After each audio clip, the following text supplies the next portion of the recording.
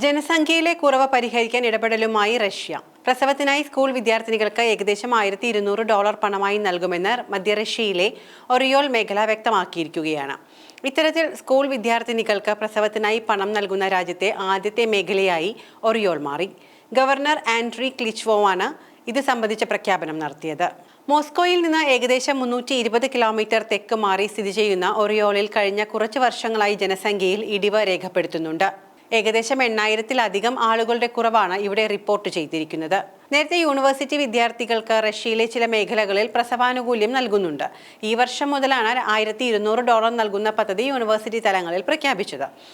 ഒറിയോളിന്റെ regional governor Andry കിച്ച്കോവ് പ്രഖ്യാപിച്ച ഈ നയം അമ്മമാരാകുന്ന സർവകലാശാല വിദ്യാർത്ഥിനികൾക്ക് സാമ്പത്തിക പ്രോത്സാഹനം നൽകുന്ന നിലവിലുള്ള പദ്ധതി വിപുലീകരിച്ചു.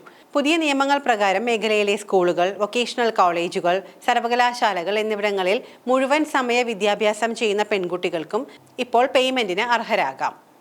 2025 മുതൽ 2027 വരെ പേയ്മെന്റുകൾ ലഭ്യമാക്കുമെന്ന് സ്ഥിരീകരിച്ചുകൊണ്ട് നയത്തിൽ ഭേദഗതി വരുത്തുന്ന ഒരു ഉത്തരവ് കഴിഞ്ഞ ആഴ്ച ഒറിയോൾ സർക്കാരിന്റെ വെബ്സൈറ്റിൽ പ്രസിദ്ധീകരിച്ചു. സ്വതന്ത്ര മാധ്യമമായ 7x7 ഹൊറിസോണ്ടൽ റഷ്യ ടെലിഗ്രാമിൽ മാറ്റം എടുത്തു കാണിച്ചതിന് ശേഷം പ്രഖ്യാപനം പെട്ടെന്ന് പ്രതിഷേധത്തിന് കാരണമായി. പുതിയ ഉത്തരവ് പ്രകാരം സ്കൂൾ പ്രായത്തിലുള്ള പെൺകുട്ടികൾക്കും ഈ പേയ്മെന്റുകൾ ബാധകമാണ് എന്നാണ് ഗവർണറുടെ ഉത്തരവിൽ പറയുന്നത്. റഷ്യയിൽ പൊതുവെ ജനസംഖ്യയിൽ കുറവാണ് രേഖപ്പെടുത്തുന്നത്. യുക്രൈനെതിരായ യുദ്ധമാണ് ജനസംഖ്യയിലെ കുറവ് റഷ്യ കാര്യമായി എടുക്കുന്നത്. ജനസംഖ്യ വർദ്ധിപ്പിക്കുന്നതിന് ഊന്നൽ നൽകണമെന്ന് പ്രസിഡന്റ് വ്ളാഡിമിർ പുടിൻ അടിക്കടി വ്യക്തമാക്കുന്നുണ്ട്. 3 അതിലധികമോ കുട്ടികളുള്ള കുടുംബങ്ങൾ സാധാരണയായി മാറണമെന്നാണ് പുടിൻ പറഞ്ഞിരിക്കുന്നത്. അതേസമയം പ്രത്യുൽപാദന ശേഷി വർദ്ധിപ്പിക്കുന്നതിന് എതിരെയുള്ള ക്യാമ്പയിനുകളെ ശക്തമായാണ് റഷ്യ നേരിടുന്നത്. കുട്ടികളില്ലാത്ത ജീവിതശൈലി ആശയങ്ങളെ തീവ്രവാദ പ്രത്യയശാസ്ത്രമായാണ് അധികാരികൾ കാണുന്നത്. ഗർഭചിത്രത്തിനുള്ള നിർബന്ധിത നീക്കം നിയമവിരുദ്ധമാക്കിയിട്ടുണ്ട്.